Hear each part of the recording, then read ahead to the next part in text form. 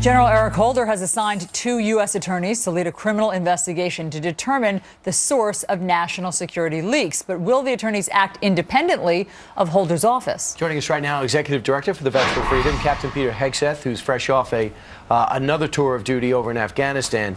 All right, Peter, well, welcome back. Out of all the leaks that we've been through the Stuxnet virus, through the bin Laden situation, through what happened in Yemen, having a guy on the inside, what do you think bothers the military the most?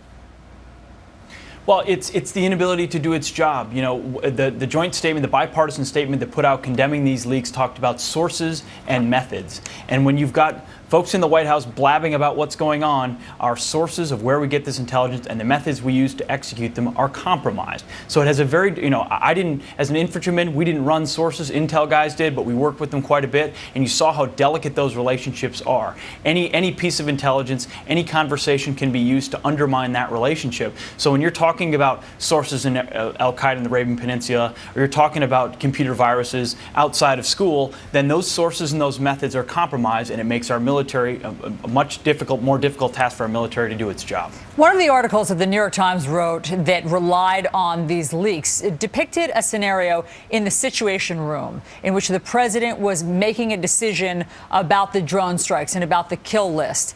If the leaks didn't come from the White House, as the president has said and his chief advisor has said, is it possible they came from the Department of Defense?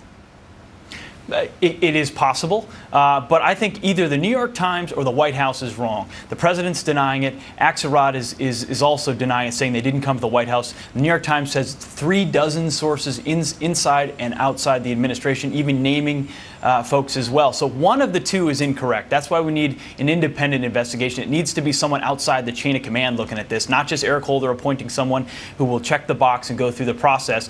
I believe it would likely lead back to somewhere in the White House, but it could also be the Defense Department. From the pirates, successful takeout of the pirate hostage situation, to the takedown of bin Laden, to the successful, to a degree, surge of troops in Afghanistan, military has been a big plus in the plus column for President Obama. How does that sit with you, knowing that this president also oversaw the cutting back of the Defense Department and is sitting idly while we're about to get hit with sequester that's going to cut basically the budget in half? Yeah, great point. Hey, I'll give credit where credit is due. When he pulls the trigger on difficult decisions and things get done, hey, the president deserves credit for that. But the problem is he talks about my White House and my planning. It doesn't give the credibility oftentimes where it should be to the people on the ground getting it done. And then when you talk about the top line things like budget or like the surge in Afghanistan and setting a deadline, you also see a president very disconnected from the military realities. So he's taking credit for it. At the same time, the military can see through that. A lot of people see through, we're going to do our job and do our duty, but see through the fact that spiking the football isn't helpful to the warfighter on the ground. Captain Pete Hegseth, Executive Director of Vets for Freedom, thanks so much for coming in with your perspective. Thanks for having me.